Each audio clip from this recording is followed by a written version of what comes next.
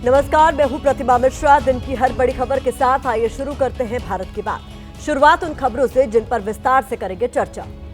प्रयागराज में महाकुंभ वाली भगदड़ का शोर आज संसद में भी सुनने को मिला। भगदड़ के मुद्दे पर विपक्षी सांसदों ने लोकसभा से लेकर राज्यसभा तक सरकार को कैसे घेरा, एक एक तस्वीर आपके सामने होगी। समाजवादी पार्टी के अध्यक्ष अखिलेश यादव ने आज भगदड़ के बहाने सीएम योगी के खिलाफ बड़ा अटैक किया। उन्होंने क्यों कहा जो सत्य छिपाए वो योगी नहीं, हम बताएंगे। यूपी के मिल्कीपुर सीट पर 5 फरवरी को उपचुनाव की वोटिंग होगी, लेकिन यहां वोटिंग से पहले अवधेश प्रसाद का आंसू अध्याय क्या है, इसकी इनसाइड स्टोरी आपके सामने होगी। और हर दिन की तरह रात 8:30 बजे होगी स्पेशल रिपोर्ट, जिसमें आज हम आपको दिखाएंगे क्या मिडिल क्लास को इनकम टैक्स में छूट का गिफ्ट देकर पीएम ने दिल्ली का चुनावी गेम बदल दिया है। तो भारत की बात की शुरुआत करेंगे और सबसे पहले बात महाकुंभ की भगदड़ पर संसद में हुए सियासी संग्राम की करेंगे। आज एक तरफ बसंत पंचमी के मौके पर प्रयागराज में अमृत स्नान चल रहा था, दूसरी तरफ संसद के दोनों सदनों में 29 जनवरी को हुई भगदड़ की गूंज सुनाई दे रही थी। बजट सत्र के तीसरे दिन भगदड़ में हुई मौतों को लेकर विपक्षी सांसदों ने जमकर विरोध प्रदर्शन किया। सरकार से भगदड़ में मारे गए लोगों की लिस्ट जारी करने की मांग की। विपक्ष का मानना है कि योगी सरकार ने भगदड़ में 30 लोगों के मारे जाने की जो बात कही है वो सही नहीं है। हमने आज संसद की कुंभ कथा वाला विश्लेषण आपके लिए तैयार किया है। महाकुंभ की भगदड़ पर संसद में कैसे सियासी महाभारत छिड़ी, आज उसकी एक एक तस्वीर, एक एक बयान आपके सामने होंगे। महाकुंभ में भगदड़ के मुद्दे पर आज लोकसभा में हंगामा और नारेबाजी करते हुए विपक्षी सांसद वेल में उतर आए। विपक्षी सांसदों के बर्ताव पर लोकसभा स्पीकर ओम बिरला ने कड़ी आपत्ति जाहिर की। बावजूद इसके लोकसभा में नारेबाजी होती रही। विपक्षी सांसद नारे लगा रहे थे, कुंभ में मरने वालों की सूची दो, सूची दो। हंगामे के बावजूद लोकसभा स्पीकर ने सदन की कार्यवाही स्थगित नहीं की और हंगामा करने वाले सांसदों को नसीहत देते हुए कहा कि जनता ने आपको मेज तोड़ने के लिए संसद नहीं भेजा। अध्यक्ष जी, आप सदन नहीं चलाना चाहते? आपको देश की जनता ने नारेबाजी करने के लिए और प्रश्नकाल को स्थगित करने के लिए भेजा है, तो आप यही काम कीजिए। आप लोग सरकार को सवाल नहीं पूछ के सदन को इस तरह डिस्टर्ब करना ये अच्छी बात नहीं है, ये ठीक नहीं है। मैं सर इसका खंडन करता हूँ। नारेबाजी लगाने आए हो, सदन को नियोजित तरीके से स्थगित करने आए हो, मेजे थपथपाने आए हो, तो मैं आपसे कुछ नहीं कह सकता। प्रद्युत बोरोदोलाई, आपको जनता ने प्रश्न पूछने के लिए भेजा ना सदन में, कि मेज तोड़ने के लिए भेजा है। अगर इसीलिए भेजा हो तो जोर जोर से मारिए। आप पहली बार चुन के आए हो, टेबल तोड़ने के लिए नहीं भेजा आपने। टेबल तोड़ने के लिए भेजा है क्या आपको, कि चर्चा के लिए भेजा है यहाँ पर? और इसके बाद विपक्षी सांसदों ने लोकसभा और राज्यसभा से वॉकआउट कर दिया। दोपहर करीब 1:20 पर बीजेपी सांसद रविशंकर प्रसाद ने राष्ट्रपति के अभिभाषण पर लोकसभा में बोलना शुरू किया। उन्होंने महाकुंभ में हुई भगदड़ का जिक्र करते हुए बड़ी बात कह दी। रविशंकर प्रसाद ने संगम नोस पर हुए हादसे में साजिश का एंगल जोड़ दिया। कहा इसमें षड्यंत्र की बू आ रही है। बयान पर कांग्रेस से सवाल पूछा है कि दोनों जगह उनकी सरकार है, साजिश कौन करेगा? राष्ट्रपति जी ने जो कुंभ में महान आयोजन चल रहा है उसकी भी चर्चा की है। उन्होंने दुख भी प्रकट किया, जो लोग एक हादसा हुआ उसकी भी जांच चल रही है और उस जांच में भी षड्यंत्र की बू आ रही है। जब पूरा जांच सामने आएगी तो वो हादसा किसने करवाया उनको शर्म से झुकना पड़ेगा। सरकार उनकी, प्रशासन उनका, पुलिस उनकी, व्यवस्था उनकी, देश में भी उनकी सरकार, उत्तर प्रदेश में भी उनकी सरकार। अब साजिश कौन करेगा? वहाँ पूरी व्यवस्था वही देख रहे थे। इतनी बड़ी हादसा हो गया, ये लोग ये भी नहीं बता पा रहे हैं कि कितने लोग खत्म हुए। लोकसभा के साथ राज्यसभा में भी विपक्ष ने जोर शोर से भगदड़ का मुद्दा उठाया। नेता प्रतिपक्ष मल्लिकार्जुन खड़गे ने भगदड़ में हजारों लोगों को श्रद्धांजलि देने की बात कही और आंकड़ों को लेकर जारी सियासत की धुरी ही बदल दी। महाकुंभ में दिवंगत लोगों को श्रद्धांजलि देता हूं, जिन्होंने आज हजारों की संख्या में वहां पर अपनी जान दी है कुंभ मेला। मैंने ये गलत है तो आप बताइए, ये गलत है, ये मेरा अंदाज है। अगर ये सच नहीं है तो आप बताइए। Sir, thousands you have used. I would appeal to you.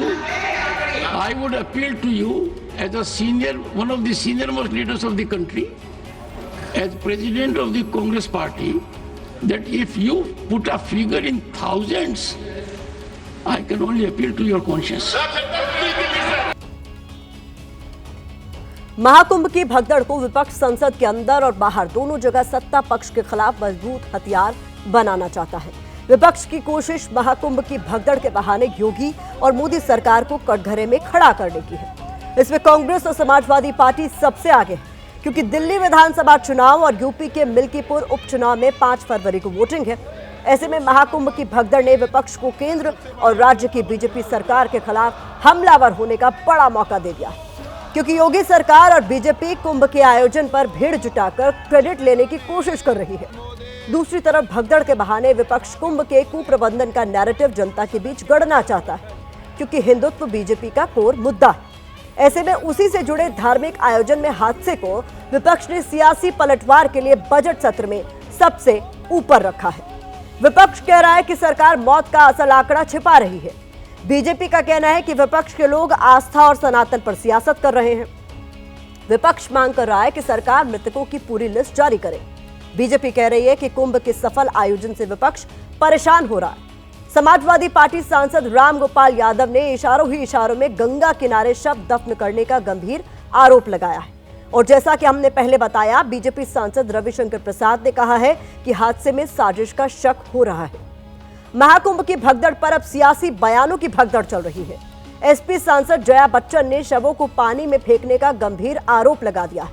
कुल मिलाकर प्रयागराज से लेकर अयोध्या और दिल्ली तक महाकुंभ की भगदड़ पर सियासी गलियारों का तापमान बढ़ा हुआ है।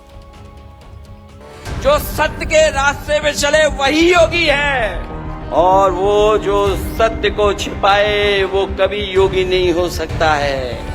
कहते हैं मृत्यु सबसे बड़ा सत्य है, और कुछ लोग ऐसे भी हैं जो मृत्यु पर भी झूठ बोल रहे हैं। सनातन विरोधी ये सरकार ये केवल बोलती है, लेकिन कर्म से स्पष्ट है कि ये सरकार कुंभ में मृतकों के साथ नाइंसाफी की। जिस प्रकार से कुंभ की व्यवस्थाएं हुई हैं, लोग की जातियों को भूलकर सनातनी के रूप में आए हैं, वो इस विपक्ष की पीड़ा है। इन्होंने जैसे कोरोना काल में गंगा में और नदियों में बहा दिया था लोगों को, यहाँ से कुंभ खत्म होगा और लोग गंगा के किनारे जाएंगे और मिट्टी को खरोदेंगे तो लाशें निकलेंगी। विपक्ष की सोच को दर्शाता है कि वो देश के मुद्दों को लेकर के कितने इररिस्पॉन्सिबल हैं। बॉडीज जो पानी में डाल दी गई हैं, इसके ऊपर कोई सफाई नहीं दे रहे हैं और पूरा आई वॉश किया जा रहा है। महाकुंभ में अमृत स्नान और संसद में भगदड़ पर हो रही सियासत के बीच कांग्रेस नेता शशि थरूर का एक बयान काफी वायरल हो रहा है। बयान को लेकर शशि थरूर की सोच की तारीफ हो रही है। बयान में उन्होंने वीआईपी कल्चर से आम लोगों को होने वाली परेशानियों का जिक्र किया है। ये बयान उन्होंने जयपुर लिटरेचर फेस्टिवल में कुंभ जाने के सवाल पर दिया। कुंभ की बात मैंने सोचा था, लेकिन आजकल मैं जो देख रहा हूं, और देखिए मुझे मदद करने के लिए लोग तैयार है, लेकिन अगर मैं गया और ज़रा सा वीआईपी ट्रीटमेंट, प्रोटेक्शन, पीएसओ वगैरह सब हो गया और आम आदमी बहुत दिक्कत से वहाँ जा रहे हैं, और आजकल आपको पता है कि पिछले हफ्ते क्या हुआ, कितने लोग वहाँ जाके स्नान करने की कोशिश में उनका जीवन भी नष्ट हो गया। तो मैं सोच रहा हूँ कि क्या ये ठीक होगा जाने के लिए। सुना आपने, अगर देश के सभी वीआईपी और नेता शशि थरूर की तरह सोचने लगे तो वीआईपी कल्चर की देश से छुट्टी हो जाए। वैसे सियासी गलियारों और संसद के साथ महाकुंभ की भगदड़ आज देश की सर्वोच्च अदालत में भी चर्चा का विषय रही। सुप्रीम कोर्ट में भगदड़ को लेकर एक याचिका दायर की गई थी। याचिकाकर्ता की मांग थी कि सुप्रीम कोर्ट यूपी सरकार से घटना पर स्टेटस रिपोर्ट मांगे। हालांकि शीर्ष अदालत ने याचिका सुनने से इनकार कर दिया। कहा कि मामले से जुड़ी याचिकाएं पहले से हाईकोर्ट में लंबित है, आप वहां जाएं। कोर्ट ने कहा कि यह घटना दुर्भाग्यपूर्ण और चिंताजनक है, लेकिन हाईकोर्ट इस पर सुनवाई कर रहा है। राज्य सरकार ने भी न्यायिक जांच आयोग बनाया है, यहां सुनवाई की जरूरत नहीं है। तो देश की संसद से लेकर सड़क और सुप्रीम कोर्ट तक महाकुंभ में हुई भगदड़ 6 दिन बाद भी चर्चा के केंद्र में बनी हुई है। बात भगदड़ की चल रही है तो आपको बाबा बागेश्वर के तौर पर मशहूर पंडित धीरेन्द्र कृष्ण शास्त्री का एक बयान याद होगा, जो उन्होंने कुंभ में मारे गए लोगों के बारे में दिया था। उनके इस बयान की काफी आलोचना हुई। अब जगत गुरु रामभद्राचार्य ने भी उनके बयान पर आपत्ति जताई है। रामभद्राचार्य ने उनके ज्ञान पर ही सवाल खड़े कर दिए। साथ ही उन्होंने कुंभ में हुई भगदड़ को संयोग बताया। बहुत अच्छा लगा और जितनी बार हमने बहुत डुबकियां लगाई, प्रत्येक डुबकी में अमृतत्व का मुझे अनुभव हो रहा है। मतलब गलती हुई, क्षमा हो गया सबका आज के दिन। गलती हुई ही नहीं थी, वो संयोग था। संयोग था। मोक्ष मिलता। अच्छा, मोक्ष मिल गया। बागेश्वर धाम कह रहे हैं कि मोक्ष मिल गया जो मर गए यहाँ पर, जिनकी डेथ हुई है। उनकी बातें ठीक नहीं है। हमें परिवार से संवेदना है, वो मोक्ष के ज्ञाता नहीं है। महाकुंभ भगदड़ पर आने वाले दिनों में संसद के अंदर और हंगामा होने के आसार है, क्योंकि महाकुंभ को सफल बताकर बीजेपी अपने हिंदुत्व कार्ड को मजबूत करने की कोशिश करेगी। दूसरी तरफ विपक्ष आयोजन को असफल बताकर हिंदुओं के बीच बीजेपी के खिलाफ माहौल बनाने की ताक में रहेगा। आइए बढ़ते हैं आगे। महाकुंभ पर सियासी संग्राम के बाद बात चुनावी घमासान की कर लेते हैं। वैसे तो देश में इस वक्त 5 फरवरी को होने वाले राजधानी दिल्ली के विधानसभा चुनाव की सबसे ज्यादा चर्चा है, लेकिन दिल्ली चुनाव के साथ साथ यूपी के मिल्कीपुर सीट पर होने वाले उपचुनाव में भी बड़े बड़े दिग्गजों की साख दांव पर लगी हुई है। मिल्कीपुर में भी दिल्ली के साथ 5 फरवरी को वोटिंग होनी है, लेकिन वोटिंग से कुछ दिन पहले अयोध्या में दलित युवती के साथ हुई अपराध की वारदात ने यहां का चुनावी माहौल बदल दिया। इस वारदात को लेकर अयोध्या के सांसद अवधेश प्रसाद के 2 वीडियो काफी ज्यादा वायरल हो रहे हैं। पहला वीडियो आज का है, जब समाजवादी पार्टी के अध्यक्ष अखिलेश यादव की रैली के दौरान दलित युवती के साथ दरिंदगी की घटना का जिक्र करते हुए अवधेश प्रसाद रोने लगे। इससे पहले रविवार को भी मीडिया के कैमरों के सामने इस घटना पर बोलते हुए उनकी आंखों से आंसू बहने लगे थे। रोते हुए अवधेश प्रसाद ने कहा कि अगर पीड़ित परिवार को न्याय नहीं मिला तो वो इस्तीफा दे देंगे। इस वारदात के बाद दलित मिल्कीपुर की चुनावी लड़ाई के केंद्र में आ गए। समाजवादी पार्टी और बीजेपी के बीच दलितों के मुद्दे पर वोट वाली जंग तेज हो गई है। आज अखिलेश यादव ने मिल्कीपुर में चुनावी रैली को संबोधित किया। इस दौरान उन्होंने कहा कि मिल्कीपुर की जनता बीजेपी की सांप्रदायिक राजनीति को हराने जा रही है। उन्होंने समाजवादी पार्टी के प्रत्याशी अजीत प्रसाद को जीता हुआ बताया। अखिलेश ने इस चुनाव को जनता बनाम शासन करार दिया। अखिलेश से पहले फैजाबाद से सांसद अवधेश प्रसाद ने भी बीजेपी पर मंच से जमकर हमला बोला। अवधेश प्रसाद ने बाबा साहेब के अपमान की बात कही, योगी राज में बेटियों के अपमान की बात कही, किसानों की बात कही और चुन चुनकर योगी आदित्यनाथ पर सवाल उठाए। उन्होंने कहा कि बेटियों की बात करने पर मजाक बनाया जाता है। इस उपचुनाव में असली मुकाबला समाजवादी पार्टी और बीजेपी के बीच है, इसलिए दोनों ही दलों के बड़े नेताओं ने खुद प्रचार का मोर्चा संभाला। कल इस सीट पर योगी आदित्यनाथ ने प्रचार करते हुए समाजवादी पार्टी पर सवाल उठाए थे। आज चुनाव प्रचार के आखिरी दिन अखिलेश यादव ने प्रचार किया। मिल्कीपुर उपचुनाव का प्रचार आज शाम थम गया, लेकिन अखिलेश यादव, अवधेश प्रसाद और योगी आदित्यनाथ के बयानों से साफ है कि चुनावी मुकाबला बेहद दिलचस्प है और इस सीट पर मिली जीत बहुत बड़ा संदेश देने वाली है। मिल्कीपुर के लोग मिलकर के ऐतिहासिक वोटों से अजीत प्रसाद को जिता करके लोकसभा में भेजने का काम करेंगे। मिल्कीपुर का चुनाव भी आज राष्ट्रवाद बनाम परिवारवाद का चुनाव बन गया। योगी की राज में, भारतीय जनता पार्टी राज में ये अन्याय अत्याचार हो रहा, हमको आप इजाजत दीजिए, हम लोकसभा से इस्तीफा दे देंगे। मिल्कीपुर के परिणाम की वजह से लखनऊ वालों को नींद नहीं आ रही है। जब एक करवट लेकर के सोने की कोशिश करते हैं तो उन्हें उत्तर प्रदेश की हार याद आ जाती है। समाजवादी पार्टी तो प्यार केवल करती है, किससे? ये आंसू बहाती है जब कोई माफिया मरता है तो उसके यहाँ मर्सियां पढ़ने के लिए लोग जाते हैं। मिल्कीपुर की जनता दुधारू गाय चाहती है, विकास रूपी दूध जो दे।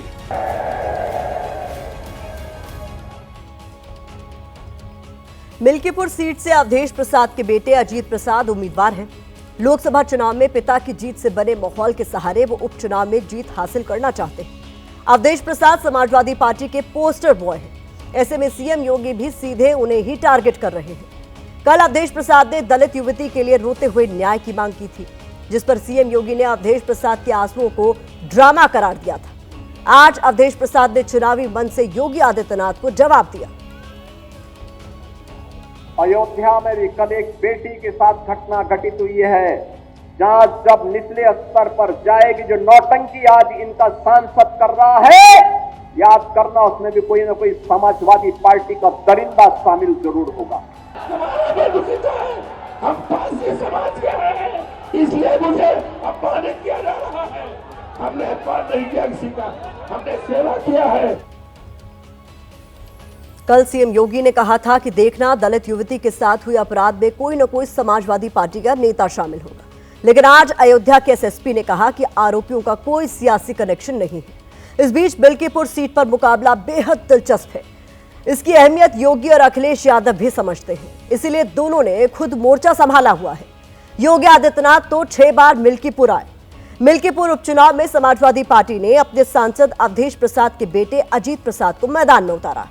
बीजेपी ने चंद्रभान पासवान को उम्मीदवार बनाया है। वहीं दलित समाज के जरिए यूपी की राजनीति में पैर जमाने की कोशिश कर रहे चंद्रशेखर आजाद की पार्टी आजाद समाज पार्टी ने संतोष कुमार को प्रत्याशी बनाया है। मिल्कीपुर सीट का इतिहास बताता है कि अभी तक इस पर 5 बार समाजवादी पार्टी की साइकिल दौड़ी है, जबकि सिर्फ 2 बार कमल खिला है। मिल्कीपुर सीट पर दलित ही हार जीत का फैसला करते हैं, इसीलिए अयोध्या में दलित युवती की हत्या की बात को पार्टियों ने बार बार उठाया। मिल्कीपुर सीट पर जाति समीकरण क्या है, ये जानना भी जरूरी है। मिल्कीपुर एक आरक्षित निर्वाचन क्षेत्र है, जहां 3,58,000 मतदाताओं में से 1,40,000 दलित हैं। दलित मतदाताओं में लगभग 50,000 पासी समुदाय से हैं। बाकी दलित मतदाता कोरी और जाटव समुदाय से हैं। ओबीसी करीब 50,000, ब्राह्मण करीब 60,000, यादव 50,000 और राजपूत करीब 25,000 है। समाजवादी पार्टी पीडीए दांव से मिल्कीपुर में जीत का सिक्सर लगाना चाहती है, तो बीजेपी प्रतिष्ठा का सवाल बन गई सीट पर कमल खिलाना चाहती है। मिल्कीपुर विधानसभा उपचुनाव का परिणाम बहुत बड़ा संदेश देगा, ये बात हर पार्टी बहुत अच्छे से जानती है। बीजेपी इसे जीतकर फैजाबाद में लोकसभा चुनाव में मिली हार का बदला लेना चाहती है। समाजवादी पार्टी ये संदेश देना चाहती है कि फैजाबाद लोकसभा सीट पर मिली जीत तुक्का नहीं थी। इसके अलावा इस सीट पर मिली जीत 2027 की चुनावी दिशा का भी संकेत देगी। आज अखिलेश यादव ने भी कहा कि मिल्कीपुर उपचुनाव के परिणाम से निकला संदेश बहुत दूर तक जाएगा। उनका इशारा साल 2027 में होने वाले यूपी विधानसभा चुनाव की तरफ था। अखिलेश इसलिए भी कॉन्फिडेंट नजर आ रहे हैं क्योंकि यहां उन्होंने पिछले लोकसभा चुनाव में भी बड़ी जीत दर्ज की थी। साल 2022 के विधानसभा चुनाव में मिल्कीपुर से समाजवादी पार्टी के अवधेश प्रसाद ने जीत दर्ज की थी। सपा ने उन्हें 2024 के लोकसभा चुनाव में अयोध्या सीट से उम्मीदवार बनाया था। अवधेश प्रसाद ने लोकसभा चुनाव में बम्पर जीत हासिल की थी। उन्हें करीब 48% वोट मिले थे। अवधेश प्रसाद ने बीजेपी के बाबा गोरखनाथ को हराया था। बीजेपी को लोकसभा चुनाव में यहां 42% वोट मिले थे। मिल्कीपुर में 1,40,000 दलित वोटर हैं, यानी ये वोटर जिस तरफ जाएगा उसका पलड़ा भारी होगा। माना जाता है कि लोकसभा चुनाव में दलितों का झुकाव इंडिया गठबंधन की तरफ रहा था। इसी वजह से बीजेपी अयोध्या जैसे धार्मिक केंद्र की सीट हार गई। ऐसे में अब बीजेपी और एसपी दोनों का फोकस दलितों पर है, क्योंकि यहां दलित वोट ही हार जीत में निर्णायक भूमिका निभा सकते हैं।